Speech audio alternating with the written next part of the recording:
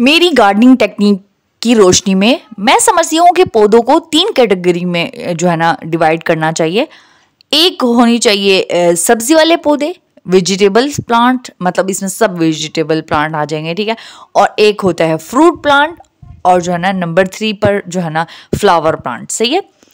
तो अब खाद देने के जो तरीके होंगे उनके हिसाब से जो है ना ये तीनों कैटेगरी जो होंगी मुख्तलिफ किस्म में होंगी, और इनके लिए जो खाद होगी वो भी मुख्तलिफ किस्म की होगी, ठीक है। और इन्हें कौन से पौधे हैं जो कौन सी खादों से मरते हैं, फिर इसके बारे में भी जो है ना अलग अलग जो है ना हिसाब किताब हमें देखना होगा, ठीक है। तो चलो बात करते हैं इस पर भी। शायद कि मैंने आप लोगों को थोड़ा सा डरा दिया होगा क्योंकि मैंने कोई इतनी बड़ी बात कर दी है, ठीक है। लेकिन अगर आप इन्हें समझ लेंगे इन सब चीज़ों को तो आपको गार्डनिंग समझ में आ जाएगी, बेसिकली डिटेल के साथ गार्डनिंग समझ में आ जाएगी। मैं एक एक पौधे के बारे में अगर आपको बताती रहूँगी सारी जिंदगी भी, तब भी आपको समझ में नहीं आने वाला। अच्छा जी, तो यहाँ पर मैं चैलेंज करती हूँ सभी गार्डनर्स को कि मेरी बताई हुई कोई भी केयर टिप्स अगर आपको गलत लगती हैं नीचे कमेंट कर सकते हैं और उस पर जो है ना डिटेल मांग सकते हैं, ठीक है, कि आपने ये बात क्यों की है। क्योंकि जो मैं बात करती हूँ वो 100% सही होती है और उसे कोई भी जो है ना गलत साबित नहीं कर सकता, किसी भी तरीके से गलत साबित नहीं कर सकता। अच्छा, बात को गौर से समझना है।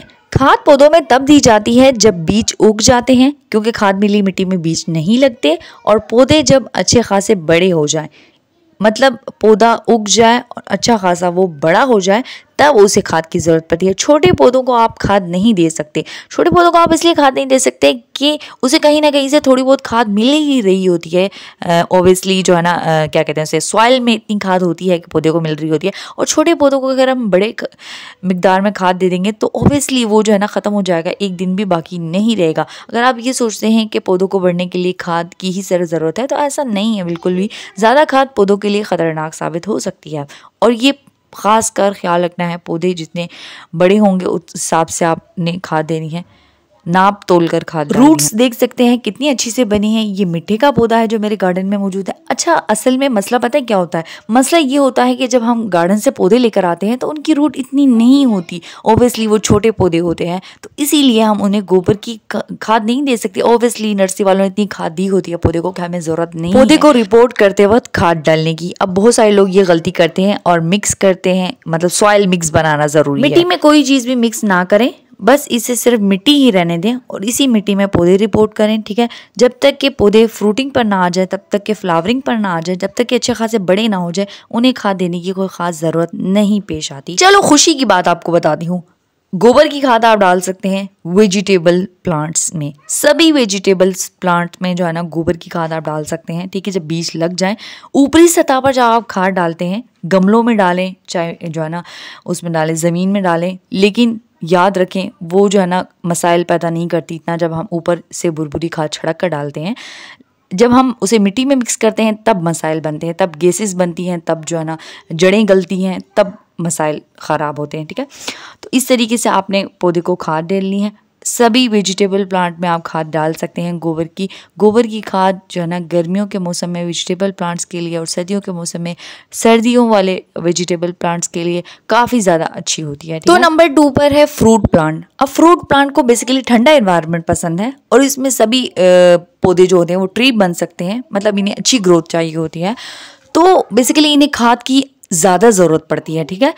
लेकिन छोटे पौधों को नहीं, ठीक है। मैं एक बात यहाँ बता दूँ कि छोटे पौधों को नहीं, बल्कि ऐसे पौधों को जो काफ़ी अच्छी हाइट में हो, ठीक है, तो उन्हें जो है ना ज़्यादा खाद की ज़रूरत पड़ेगी, लेकिन ऐसी खाद जो ठंडी हो, ठीक है। बेसिकली जो गर्म खादें हैं वो जो है ना नहीं चाहिए फ्रूट प्लांट के लिए। गौर से बात को समझना है, फ्रूट प्लांट के लिए नहीं चाहिए गर्म खादें, ठीक है। तो बेसिकली फ्रूट प्लांट के लिए सबसे अच्छी खादें घर में बनाई हुई खादें होती हैं, वो ज़्यादा ठंडी होती हैं। किचन कंपोस्ट खाद इसे हम कहते हैं। एक खाली गमला ले लें आप किचन कंपोस्ट खाद के लिए, और इसमें जो है ना नीचे आपने गत्ते डालने हैं, मिट्टी डालनी है, और उसके बाद जो है ना आप इसमें किचन का जितना भी वेस्ट होता है सभी को आपने डालना है अंडों के छिलकों के साथ।